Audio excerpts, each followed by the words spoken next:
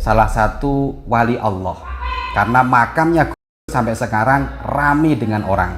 Bahkan saya sendiri itu istiqomah mungkin 1 tahun bisa 2 atau 3 kali ke makamnya.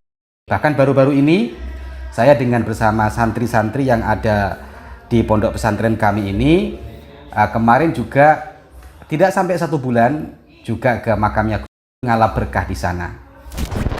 Disebutkan oleh para ulama dalam pembahasan akidah seperti dalam kitab Tauhid dengan syarah-syarahnya, bahwa di antara bentuk kesyirikan adalah at-tabarruk, melahap berkah kepada suatu benda atau jasad manusia tanpa dalil yang dibenarkan dalam syariat ini. Seperti melahap berkah kepada pohon-pohon yang diyakini sebagai pohon keramat, atau melahap berkah kepada sisa air minum, jasad, tangan orang yang dikatakan alim atau wali Allah Jalla wa'ala. Dan itu merupakan salah satu kebiasaan kaum musyrikin di masa Nabi SAW. Allah berfirman di dalam surat An-Najm ayat ke-19, afara'aitumul lata wal uzza.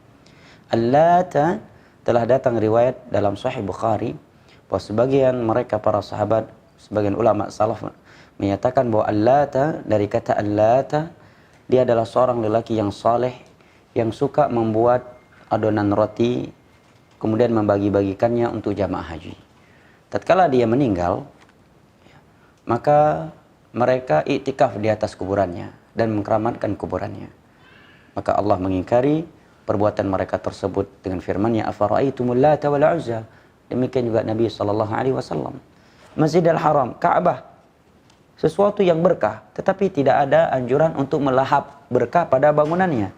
Tetapi berkahnya adalah kita melakukan amalan-amalan yang anjurkan di sisinya. Sebagai contoh, dalam riwayat Al-Imam Al-Bukhari bahwa Umar bin Khattab radhiyallahu anhu ketika mencium Hajar Aswad, beliau menyatakan, "Inni la'alam annaka hajar la tanfa' wa la tadur. Walaula anni ra'aitu Rasulullah sallallahu alaihi wasallam yaqabbiluka ma qabbaltuk."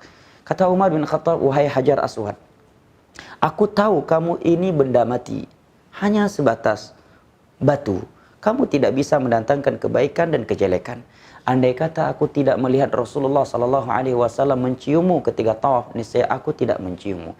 Ini menerangkan kepada kita bahwa keberkahan pada tempat-tempat yang dimuliakan oleh Allah seperti Ka'bah, masjid atau orang saleh adalah keberkahan amalan, bukan zatnya. Tatkala kita melakukan amalan-amalan yang dianjurkan padanya, maka kalau kita ingin mendapatkan keberkahan orang saleh adalah dengan kita belajar ilmu agama kepadanya, belajar akhlak, mengikuti akhlak yang mulianya, bukan dengan melahap berkah pada air sisa minumnya atau dengan mencium tangannya. Walaupun hukum asal mencium tangan orang yang mulia tidak mengapa kalau tujuannya beradab, bukan tujuannya untuk melahap berkah.